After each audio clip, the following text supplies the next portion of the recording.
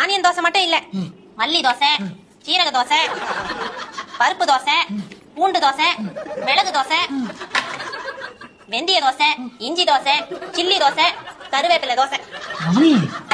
இது எல்லாத்தையும் நான் இப்ப சாப்பிடணுமா? எங்க சித்தி வீட்ல மட்டும் முழங்கை நனைற வரைக்கும் ரசம் சாதத்தை 2 தடவை பிசைஞ்சு பிசைஞ்சு உறிஞ்சுனீங்கல்ல, இப்ப நம்ம வீட்ல தோசை சாப்பிடுங்க. இதெல்லாம் நான் சாப்பிட்டா செத்து போயிடுவேன். சாப்பிட்டு செத்தவங்க நம்ம நாட்டுல யாரும் கிடையாது. சாப்பிடாம செத்து போனவங்க தான் லட்சக்கணக்கா இருக்காங்க. சாப்பிடுங்க. அதனாலதான் சொல்றேன் ரமணி, சாப்பாடு போட்டே கொலை செஞ்சவா அப்படின்ற கெட்ட பேர் முதல்ல உனக்கு வரவானா ரமணி? அந்த மாதிரிலாம் கெட்ட பேர் எனக்கு வராது. சாப்பிடுங்க. ரமணி, அளவுக்கு மிஞ்சினா அமிர்தமும் விஷம். அது அமிர்தத்துக்கு வேணா பொருந்தும், தோசைக்கெல்லாம் பொருந்தாது. இந்த மாதிரி பழமொழி 100 நான் சொல்லுவேன். நீங்க சாப்பிடுங்க, உங்களுக்கு என்ன ஆகுதுன்னு நான் பாக்குறேன். ரமணி, நீ பாப்ப, நான் இருக்க மாட்டேன். சாப்பிட ஆரம்பிக்கும் போது ஏன் இப்படி அவசரமா பேசுறீங்க? சாப்பிட ஆரம்பிக்கிறதா? நான் முடிச்சிட்டேன். நீங்க எப்ப முடிக்கணும்னு நான் டிசைட் பண்றேன். சாப்பிடுங்க. அடுத்த வெரைட்டி போட்டு எடுத்துட்டு வரதுக்குள்ள இதெல்லாம் காலி ஆயிருக்கும். வெரைட்டியா கேக்குறீங்க? வெரைட்டி இப்பதானே 15 வெரைட்டி வந்திருக்கு, இன்னும் 37 வெரைட்டி இருக்கு.